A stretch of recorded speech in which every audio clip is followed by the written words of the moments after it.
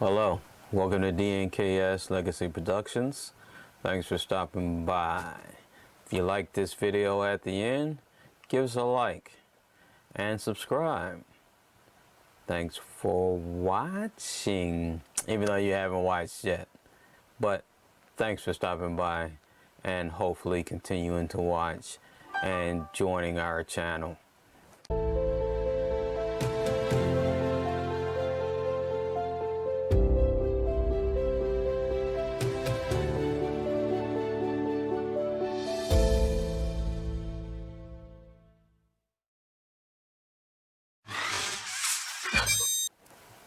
Alright, today's topic is going to be about sound. Something that we have had constant problems with. Not unsolvable problems, but a big part of event recording and streaming is sound and trying to get the sound right. The problem that is presented with event recording is the camera is usually not that close to you when you're recording. Even in this setting like this, my camera is actually across the room and I'm actually using a lavalier mic. You can't see it, but it's hooked on to one of my chains under my shirt. And that was the battery, not the battery pack, the transmitter pack that I was just showing you. When recording in large areas as well, that causes problems with background noise, and even in a small area like this, which is why I like, oh, let me take my headphones off, which is why I like to use a lavalier mic. I had the headphones on because I was using that to check my mic levels and making sure the sound was coming through good, and I just forgot to take them off. But one of the problems in the area, even like this, with the camera being so far away from me, is probably a good 15-20 feet away. You will pick up a lot of background noise with a shotgun mic. I could use a mic that I put right here in front of me, for example, but I actually like the lavalier mics a little bit better. So that is what I use for a situation like this. But you pick up a lot of background noise without a without a lavalier mic, and or with a mic that's farther away. So I use the lavalier in this situation. One of the problems that we have, that we faced at the church, is that it is in a large area, the cameras are far away, and we will pick up a whole lot of background noise and everything else that's going on in the church besides the what we want to pick up. And yes, if you're sitting in a church listening, it sounds good because your ears, the human ear, can filter out better than microphones do what you're listening to, and your brain focuses what you're listening to, so you don't hear all the background noise. You just hear what's coming out of the speakers, which your mind is concentrating on. But with microphones, they don't do that. They just pick up everything that's coming in. There's no filtering. So we have to figure out a better way to get sound into the camera for recording, to make it sound good and have a clean sound. One of the ways we do that is with the equipment right here. This is the Zoom H6 field recorder. We use this. It's basically a miniature soundboard. I don't have anything on it right now connected to it, and if you look, it will show me all the different inputs of sound. Actually, I do have sound on it, and that's why you see it responding. I have this microphone here hooked up. This is the microphone that we use to get the ambient sound. We want some of that sound in the open space, because we want to, like, for example, you want to hear the crowd reaction, what they say, any kind of call and response. So this allows us to get any kind of response from the crowd. We can turn the volume up or down and adjust it so that we don't have too much noise going on. This is where the sound from the soundboard comes into the mixer, and then we can mix in so that you can have a good clear sound from the soundboard. One of the other problems that we have in particular at our church is the soundboard is all the way in the front of the church, and where we record is all the way in the balcony, which used to be the choir loft. So we have to, what we do, because at the time we didn't have the money to buy dedicated cables or shielded cables, we took the sound, we tapped into the speaker line that's running through the balcony, and we used a passive direct box. So it shows up right. We use a passive direct box, and as you can see, it actually, if you look at the labels, it's an attenuator, and it also helps take care with grounding.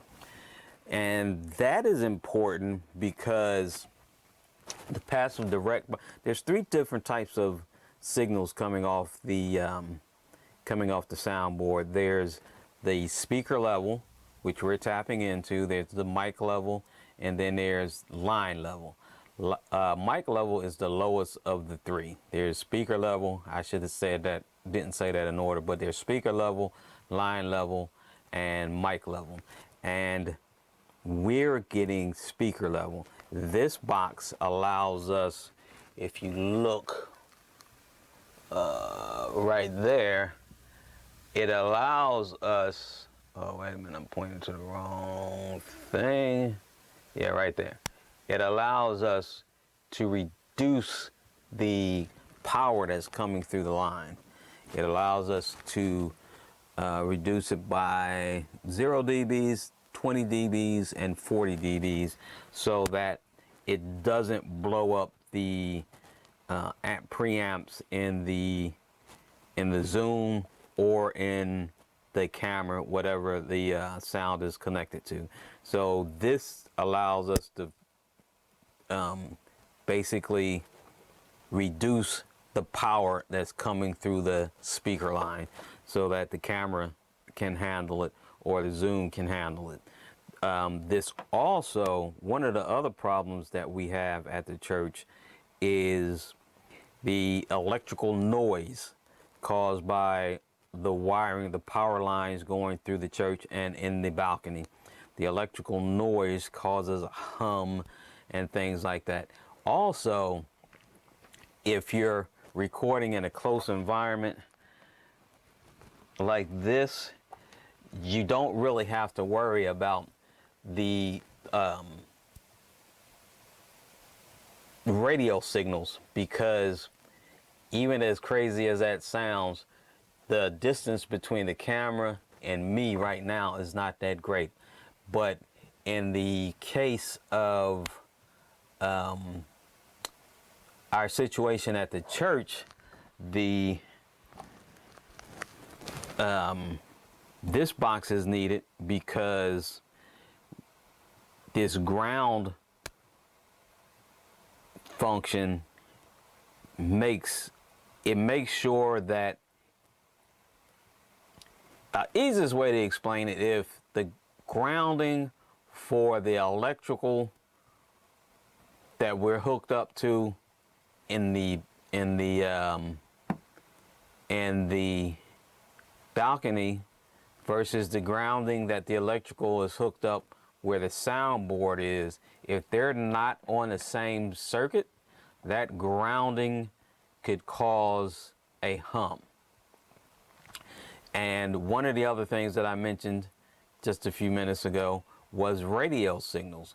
Because of the length of the distance between where the signal comes into here and to here, and from the soundboard, we were actually picking up radio signals out of the air. We could hear faintly in the background, you would hear whatever somebody might have been playing over their radio, whatever radio signal was just floating around in the air that the wires would pick up, just like any or TV signals. I can't really tell you what kind of signal it was because we could just hear it faintly, and it was just causing us not to have a clean sound. So these are some of the things we had to do, and we also had to put they're ferrite collars, they're little magnets, and we have to put them on all of our wires because they will help with filtering out any unwanted sounds. You can get shielded cables. We also have shielded cables, but the problem at our church is so bad. We had shielded cables, and we have to use these on all of our wires so that we don't have the feedback from the radio waves in the air and the noise caused by the ground that is the electric power for the equipment that we're running. This runs by battery, but we also have it, and battery usually doesn't cause a grounding problem, but it is normally plugged in when we're using it at the church. We don't run hardly anything by battery. And one of the things, the reason for this video is mostly to encourage you not to give up, not to be discouraged when you have sound problems. One of the biggest things with doing event video is that you're going to have sound problems because you're most likely going to be in a big hall or an auditorium or whatever, and you have to find some way to control your sound, because when people are watching your videos and they can't hear good or it's staticky, the first thing they'll want to do is maybe turn the sound down a little bit so that they can kind of get a clearer sound. If that doesn't work, or turn it up. If that doesn't work, they will turn it off, because if the sound aggravates you enough, you will turn it off no matter how good the picture is. Getting a good picture is not necessarily a bigger problem as you think. As long as you have a good camera and decent lighting, and even if you have a camera that doesn't even need this decent lighting, there are cameras that work very well in low light. So getting a picture is not the hardest part. The hardest part is getting the sound to sync, getting the sound without static, getting the sound without interference because of the distance. Sometimes you might get lucky and have the soundboard close to you. Sometimes in our case, you will have the soundboard far away. And all of these things can cause problems with getting in your sound. One of the things that we're able to do with the Zoom, it also can record our sound. And if the sound doesn't come through to the cameras or the recording, if there are problems, we can also have a backup recording of the sound. If the sound gets out of sync, we can then sync the sound from the recording on the Zoom with the recording on the camera. It just gives us a backup of the sound. I've talked about before where we use cameras that can record and feed the camera at the same time, thus allowing us to always have backup. And that's always a good thing. The last couple of Sundays, if you watched our last video, we were having a problem with our sound. What we did to solve that problem, and what we always do, is there's always a backup recording of the video and sound on the cameras. There's backup recordings of sound in the H6 there, and when we have a problem with the sound or the video, we always have a backup. So that's one of the things you need to consider when you're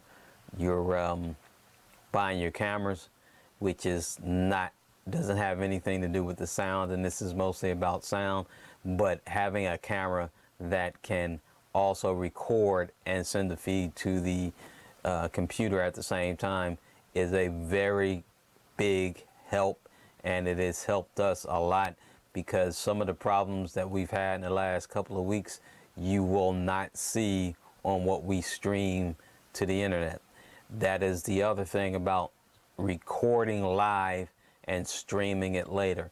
We can fix whatever problems that we had while we record, as long as we have enough sources and enough recorded information to fix all the problems in post. And that's mostly what we do. We record and then stream. That way we have, with all of our backup recordings and our main recordings and recordings of sound, we have several different recordings of sound.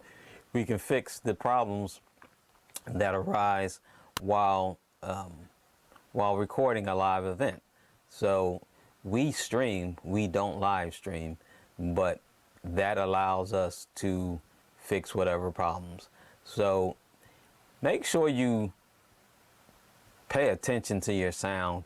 So the sound, a lot of people on YouTube, they don't talk about, if you're trying to get your information on how to fix things, they don't really talk about sound and getting a good sound quality, unless you go find some of the guys who are sound engineers. Now, I'm not a sound engineer, but if you're watching a lot of videos about recording events and live events, they don't really talk a lot about sound, because the solutions that you find will be kind of specific to what you're doing.